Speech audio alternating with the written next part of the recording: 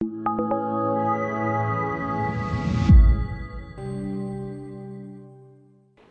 welcome to my channel. I'm Janet Yong, and in my channel I share about Feng Shui, Bazi, entrepreneurship as well as personal growth, especially in the areas of communication success and motivation. Today is the start of this year's 2025 Personal Growth series.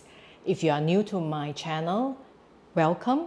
If you have already subscribed and coming back to my channel, thank you and welcome back.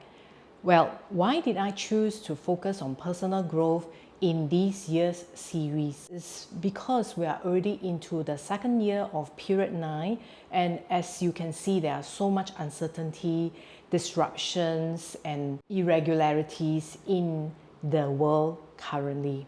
So as an individual, how do we actually chart our path and growth going forward? In this particular series, I'll be applying Chinese Metaphysics topics like Bazi, Qimeng Dunjia and Feng Shui, and sharing with you how I'm utilizing it for myself as I'm moving forward. So I hope you enjoy this particular series, and without further ado, let's move on to the next segment where I'll share more. Hi, welcome back. In this particular segment, I'm actually going to talk about the 3 R's or 3 tips which I shared about in the period 9 alignment series. If you have not watched any videos in this series, please click on this link so that you can watch the relevant videos in these links and understand period 9 concepts and what needs to be done. In the 3rd video of the alignment series, I talked about the 3 tips to align to period 9, and in this first episode, I would like to recap what this is all about. Basically, the first R in these 3 R's is reflect. What does it mean by reflect? Reflect is an important concept that we should be always aware of because it brings self-awareness to us. How does this work? How do we reflect? Reflect generally means about reflecting if it's the first time you're doing for the last few years, what experiences you have gone through, as well as what are the learnings from these experiences that you would like to bring forward to help you in your growth in the longer term. Now, each of us, when we're doing reflection, it is also important to understand the stage of life we are in, because a 20-year-old in terms of goals will be different from those in their 30s, the 40s, and currently, like myself, in my 50s, where I'm really officially stepping into the next phase of my life. If you'd like to understand a little bit more, please click on this link where I shared about the 3 tips and this reflection journey in the video itself.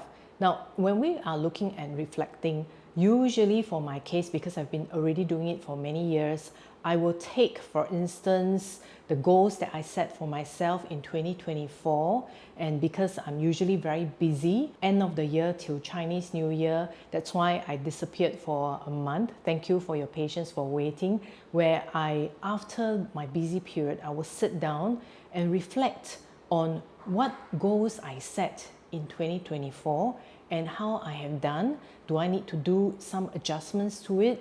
What are the learnings based on the goals that I set? Was I too aggressive, or should I be more proactive? Those are some of the key things I would look at when I'm reflecting, because when we are reflecting, it helps us by being aware of our strengths, our weaknesses, the situations that we will do well in and the situations that we won't do well in, so that we will not bring the same mistakes to the next year, and that's how we grow from year to year. So that's the first R in the first tip. The second R is relevant. Now, when we talk about relevant, the first question we will ask is, where do we see ourselves in 5 to 10 years down the road? And from there, when we ask this question about where do we want to see ourselves 5 to 10 years down the road, and place down certain sets of goals and where we want to be, then we will be thinking about how to get there, and that's how you stay relevant. I'll be sharing a little bit more about this because this is usually where I have actually my vision board, and this vision board I started out when there was this 6 luck clash cycle where I see significant changes in my life and started reflecting and thinking about where I would like to go 5 to 10 years down the road. So this vision board itself, I will share more details how I do it in the upcoming episodes. Now for now, for your case, take out a piece of paper, write down the question, where I would like to be or where do I see myself 5 to 10 years down the road. It is more about the state of where I would like to be rather than if you were to stay in this same situation 5 to 10 years down the road. This is key because if not, then you will not really be charting your path of growth. Then the second question that you should ask is, how should I get there? Okay, so by having this vision board with pictures, why is it so crucial? Because for me, it acts like the light at the end of the tunnel. And whenever I go through humps and bumps in my current short-term goals in the year to year, I will usually ask my question, am I taking the right steps and moving towards my longer term goal 5 to 10 years down the road? And if the answer is yes, most times I will just bite the bullet and actually move on because I know I'm actually moving in the right direction in terms of my growth. So if I were to look at my 2024 and 2025 year goals and action plans, it is actually a milestone or a step to move towards my 5 to 10 years goal in the longer term.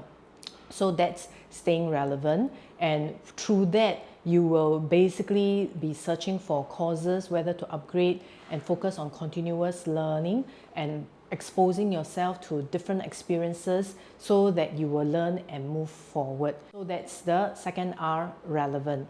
The third R, it's really about resonance. Now, what does it mean by resonate or resonance? This resonate or resonance is about taking action because, as I mentioned in many of my videos, we are vibrational beings. By speaking, by taking action, any movement, there will actually be vibration, even your breathing. So long as you're a human being, you will have vibration. But do you want to vibrate positively or do you want to vibrate negatively? So after answering the questions in the second R about how do you want to stay relevant in order to move towards your longer term goal, the next step in terms of resonate is actually taking action towards that. And the key here is about setting realistic goals so that you are staying in the realm of possibility or reality where you will tell yourself, I believe I can do it, or I can do it, rather than setting goals where you feel that it's too much and unlikely you will do. Then usually you may not necessarily take the right steps and you may not resonate positively. That's what I mean by resonating in terms of the third R. To help me in terms of taking the actions and resonating, I then utilize the annual 八字 skill sets that I'm supposed to build, which for instance, for me, because I'm born on the day of yin fire, the Yi wood snake in this year would represent building skill sets relevant to those with the philosopher profile as well as the leader profile in the second half of the year. Now, if you are asking, how do I know what skill sets to build? If you're familiar with 八字, you will know this interaction. If you're new and would like to find out more, you can actually get this particular report that I do for my clients, where I actually chart out what are the skill sets that you should be building for 2025 or even this current luck pillar you are in. Where are the feng shui sectors you should be spending time in to gain maximum success in the areas that you are working on. So that's how I utilize. And then the third part, after taking the necessary action steps, utilizing 八字 and feng shui to help me, I will also use qi in terms of manifestation. And I'll cover a little bit more about qi manifestation in a later episode on how I exactly utilize it.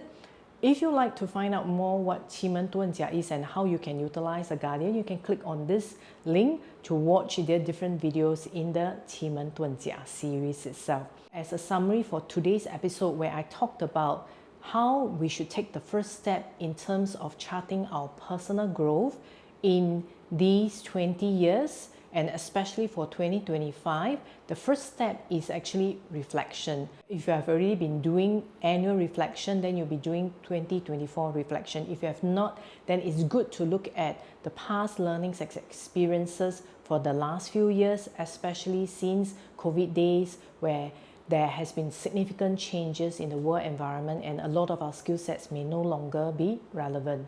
Second is actually relevant. By asking the questions, where would I like to be 5 to 10 years down the road and how I would like to get there, you will basically chart out some of the skill sets that you need to build in order to stay relevant.